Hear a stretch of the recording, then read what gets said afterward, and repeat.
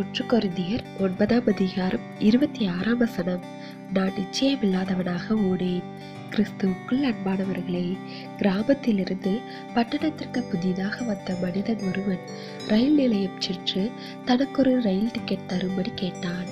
அவர்கள் அவனிடம் எந்த ஊர் போக வேண்டும் என்று கேட்டபோது, நான் எந்த ஊருக்கும் போகவில்லை, நான் சில மணி நேரம் ரயிலில் பயணம் செய்ய வேண்டும், அதற்கேற்றாற்போல் எனக்கு ஒரு டிக்கெட் வேண்டும் என்று சொன்னான். அந்த மனிதனுக்கு ரயிலில் பயணம் செய்ய வேண்டும் என்ற ஆசை இருந்ததை அன்றி எந்த ஊருக்கும் போகும் எண்ணம் இருக்கவில்லை. இன்று அநேகருடைய ஆவிக்குரிய வாழ்க்கையும் அப்படித்தான் இருக்கின்றது. அவர்களுடைய ஆவிக்குரிய வாழ்க்கையில் எந்த ஒரு குறிக்கோளும் இருப்பதில்லை.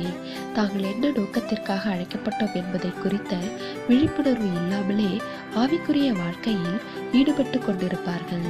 ஆம், நம்முடைய வாழ்க்கையில் தேவனுடைய நாமம் மகிமைப்பட வேண்டும், அவருடைய சித்தம் நிறைவேற வேண்டும். இதுதான் நம்முடைய வாழ்க்கையின் முக்கியமான குறிக்கோள்களாக இருக்க வேண்டும். அப்பொழுதுதான் நம்முடைய ஆவிக்குரிய வாழ்க்கை அர்த்தமுடையதாக இருக்கும். அங்குதான் தேவன் நம்மை நடத்துவதையும் அவருடைய கிருபைகளையும் பார்க்க முடியும்.